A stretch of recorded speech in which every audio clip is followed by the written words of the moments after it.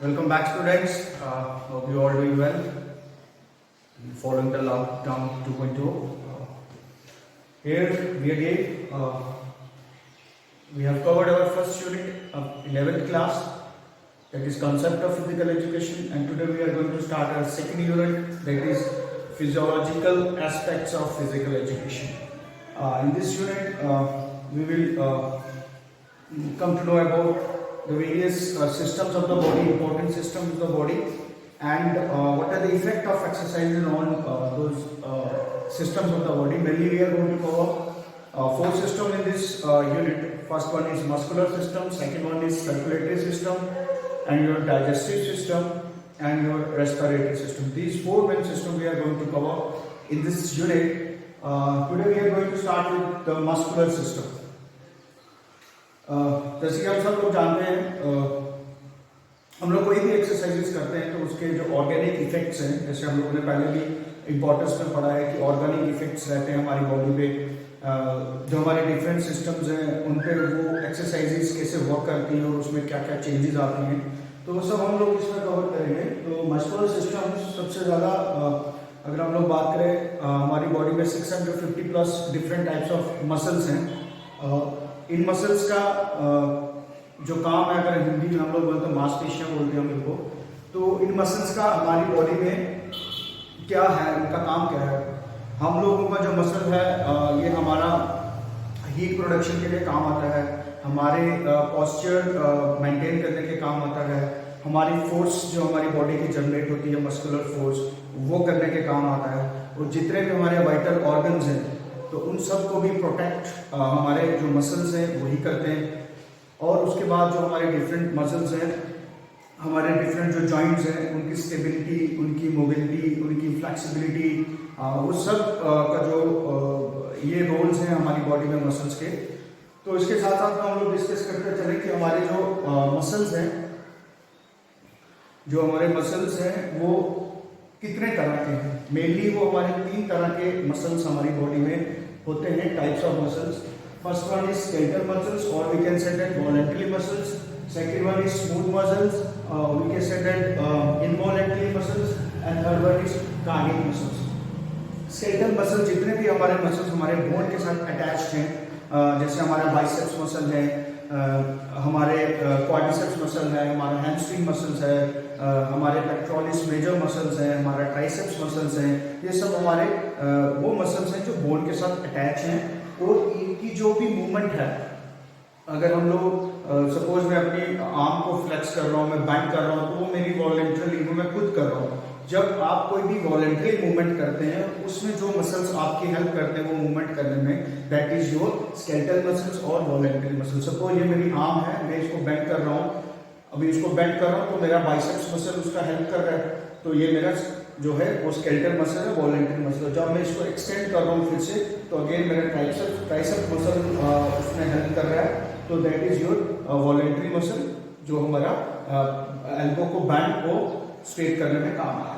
Second one is smooth muscle. Smooth muscles जितनी भी आपकी कैपिलरीज हैं, वेन्स हैं, ये जितने भी हमारे बॉडी के आप बोलिए कि ऑर्गन्स हैं, वो सब हमारे किससे बने हैं, that is smooth muscles, except one organ that is cardiac, heart. जो हमारा कार्डियक मसल है, ये एक ही ऐसा मसल है जो सिर्फ हमारे हार्ट की जो जिससे बना है वो है कार्डियक मसल्स. ये सब, ये दोनों जो स्मूथ मसल है, ये इनवॉलंटरी मसल है. आप इसको अपनी विल पे कंट्रोल कर नहीं सकते, आप अपनी कैपिलरीज, अपने ऑर्गन्स को अपनी विल पे कंट्रोल नहीं कर सकते. वो वर्क कर रहे हैं, करते रहेंगे. सेम कार्डियक मसल है, वो भी वर्क करता रहेगा. फुटीकलेस मसल है, ये कभी थकता नहीं, 24/7 आपका ये मसल्स काम करेगा. और ये हमारे इनवॉलंटरी मसल्स है. जो इनके बेसिक स्ट्रक्चर्स हैं वो अभी वो ज़्यादा डीप हो जाएगा, वो आपके सिलेबस में भी नहीं है.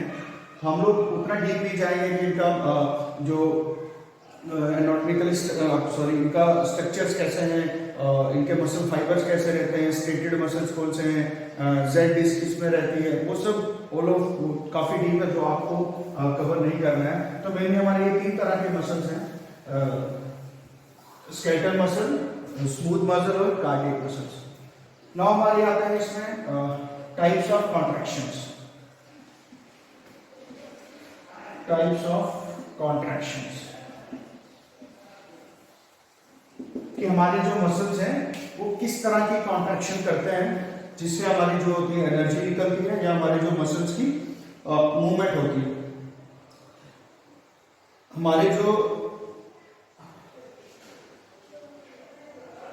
मूवमेंट्स हैं या हम लोग कर सकते हैं कि हमारी जो कॉन्ट्रैक्शन है वो 3 तरह की है, 1, 2 एंड 3। Isometric, isotonic, isokinetic.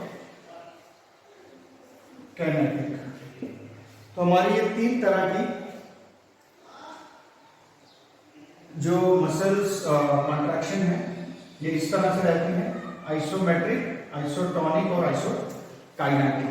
जो हमारी आइसोटोनिक मस्कुलर कॉन्ट्रैक्शन रहती है, आइसोमेट्रिक में क्या रहेगा, आपका मसल कॉन्ट्रैक्ट करेगा, फोर्स एक्सर्ट करेगा, बट उसकी जो हमारी जो लेंथ रहेगी वो वेरी करेगी। सपोज जैसे मैंने पहले एग्जांपल दी, आप अगर अपना एल्बो बेंड करेंगे तो यू विल सी कि यहाँ एक बल्क सा आ जाता है मसल्स का, that is shortening of your biceps muscle. ये बाइसेप मसल शॉर्ट हो रहा है, इसकी वजह से आपको यहाँ बल्क लगता है, और आपका ट्राइसेप मसल स्ट्रेच हो रहा है तो यहाँ पे आपको कोई बल्क नहीं लगेगा।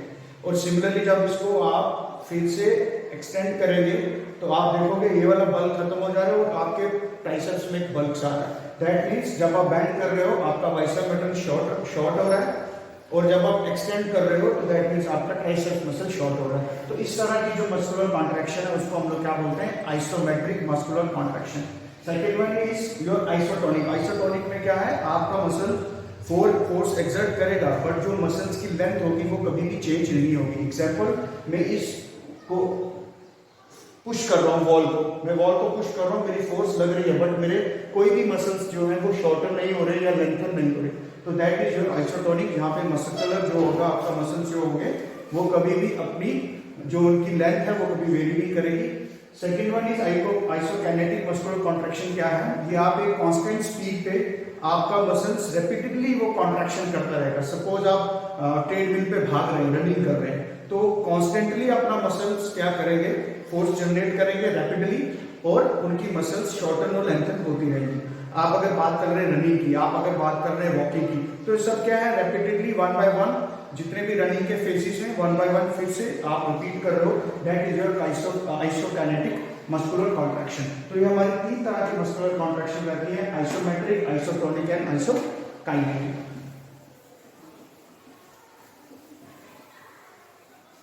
हम स्टॉप करें। Now we will move on to what are the effects of okay, now we will discuss what are the effects of exercises on your muscular system. जैसे कि हम लोगों ने पहले ट्रेनिंग में पढ़ा था कि जो भी हम लोग ट्रेनिंग करते हैं जब वो लॉन्गर ड्यूरेशन के लिए करेंगे तो उसके डेफिनेटली कोई ना कोई इफेक्ट्स आपकी बॉडी पे आएंगे।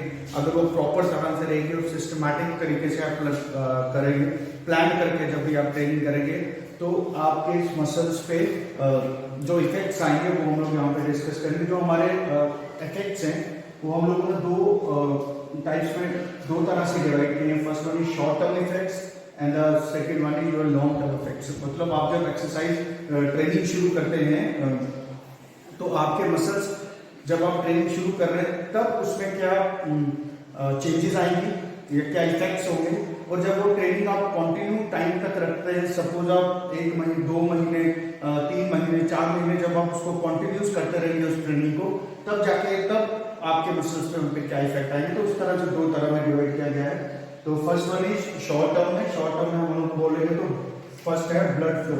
जब भी आप देखेंगे, आप कोई भी एक्सरसाइज करने से पहले आपकी बॉडी में ब्लड सर्कुलेशन नॉर्मल रहती है, लेकिन जैसे ही आप एक्टिविटीज करते हैं तो आपके मसल्स में आप देखेंगे कि ब्लड फ्लो बहुत ज़्यादा होना शुरू हो जाएगा, आपकी बॉडी हीट अप होना शुरू हो जाएगी, आप देखेंगे आपका हार्ट रेट बढ़ना शुरू हो जाएगा, क्योंकि जो आपकी बॉडी के अंदर जितने भी मसल्स हैं उनको जब कंटिन्यू सप्लाई चाहिए रहता है ब्लड का, ऑक्सीजन का, तो उस टाइम पे क्या रहेगा, जो ब्लड का फ्लो है वो इंक्रीज होना शुरू हो जाएगा। जब आप वो एक्टिविटी स्टार्ट करेंगे और उसको कंटिन्यू करके रखेंगे तो जो आपके मसल्स में ब्लड फ्लो है वो क्या रहेगा, इंक्रीज हो जाएगा। मसल फटीग, आप जब एक्सरसाइज करते हैं, डेफिनेटली आप जब एक्सरसाइज कर रहे हैं तो आपके मसल्स थकेंगे भी, कैलोरीज भी बर्न होंगी, लैक्टिक एसिड का एक्यूमुलेशन होना शुरू हो जाएगा आपके मसल्स में, जिसकी वजह से आपके मसल्स फटीग, रेस्टलेस होना शुरू हो जाएंगे। तो जब आप भी कोई भी एक्टिविटीज आप शुरू करते हो तो आपने कहीं पर देखा होगा कि कुछ टाइम पर एक्सरसाइज करते करते आपको मसल्स पेन होना शुरू हो जाएगा, या आप ऐसा करें कि आप वो एक्टिविटी कंटिन्यू नहीं रख सकते बिकॉज ऑफ दैट फटीग। तो ये आपके शॉर्ट टर्म इफेक्ट में आएगा कि आपके मसल्स फटीग होना शुरू हो जाएंगे, मसल एग्जॉशन। और जब वो फटीग होगी, आप कंटिन्यू एक्सरसाइजेस करते रहेंगे तो क्या होगा, मसल्स एग्जॉशन मतलब पूरी तरह से मसल्स थक जाएंगे, जो आप फिर वो एक्टिविटी कंटिन्यू नहीं कर पाएंगे। Second one is muscle damage. Muscle damage means जब आप कोई भी एक्सरसाइज करते हो उसमें अगर कहीं ओवर स्ट्रेच हो रहा है, क्योंकि फटीग होने के बाद जो मसल्स में अनकंट्रोलेबल मूवमेंट्स होना शुरू हो जाएंगी, मसल थक के जब काम करना शुरू हो जाएगा तो उसमें डैमेज होने के चांसेस और रप्चर्स होने के चांसेस होना शुरू हो जाएगा, स्प्रेन के चांसेस बढ़ जाते हैं, ओवर स्ट्रेच होने के चांसेस बढ़ जाते हैं, मसल फाइबर के टूटने के चांसेस बढ़ जाते हैं।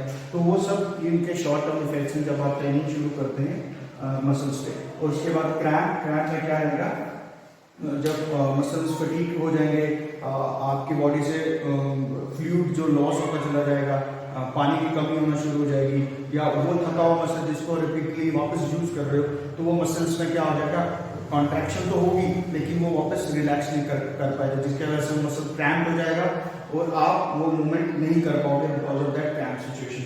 और जो लॉन्ग टर्म इफेक्ट की हम लोग बात करें, बहुत जरूरी है। First one is hypertrophy. Hypertrophy means जो आपके मसल्स का साइज है, पूरे मसल्स का साइज है वो इंक्रीज हो जाएगा।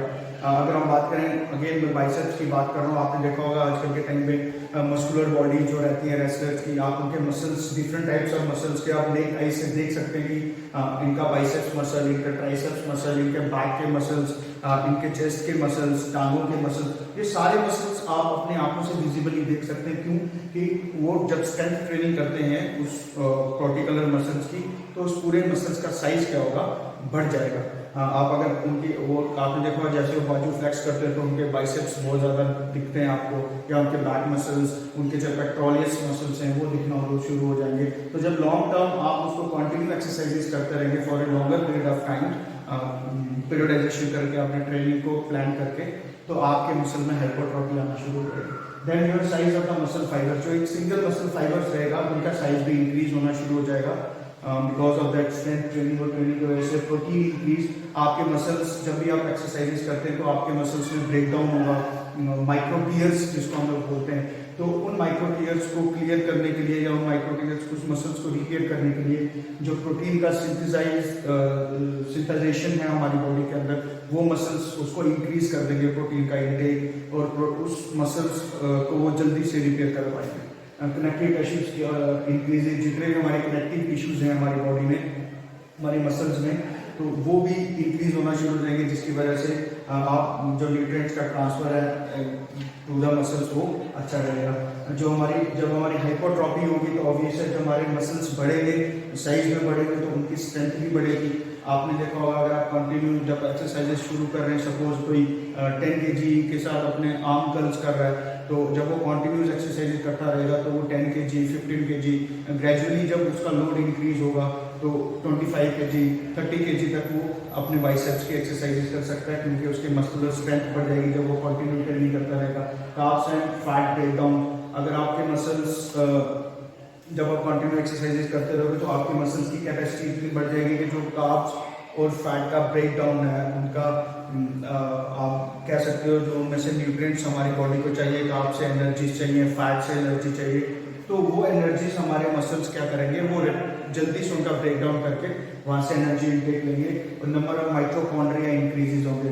जैसे कि आप सबने छोटी क्लासेस में भी पढ़ा होगा कि mitochondria the power house of the body, मतलब जितनी भी एनर्जी होती है वो हमारे माइटोकॉन्ड्रिया हेल्प करते हैं उसको रिलीज करने में।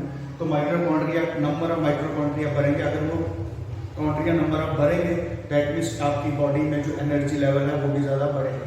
तो these are the effects, hypertrophy, size of muscle fibres, protein synthesise, ये सब आपके इंक्रीज होंगे, इसमें इम्प्रूवमेंट होगी जब आप कॉन्टिन्यूस सिस्टमैटिक प्लान और अंडर एक टेक्निकल सुपरविजन कि आप जब ट्रेनिंग करेंगे तो आपके ये इफेक्ट्स आपकी बॉडी पे, आपके मसल्स पे आएंगे एक्सरसाइजेज के। तो ये हमारा फर्स्ट टॉपिक था इस यूनिट का। तो नेक्स्ट हम लोग कवर करेंगे effects of exercises on respiratory system. Till मैंने पहले भी कहा था आपको, आप उसको गो थ्रू करते रहिए, बार बार सुनिए, आप गूगल को सर्च करिए, आप यूट्यूब को सर्च करिए, बहुत ज़्यादा मटेरियल आपको इसमें एड ऑन भी कर सकते हैं। Rest, stay home, stay safe.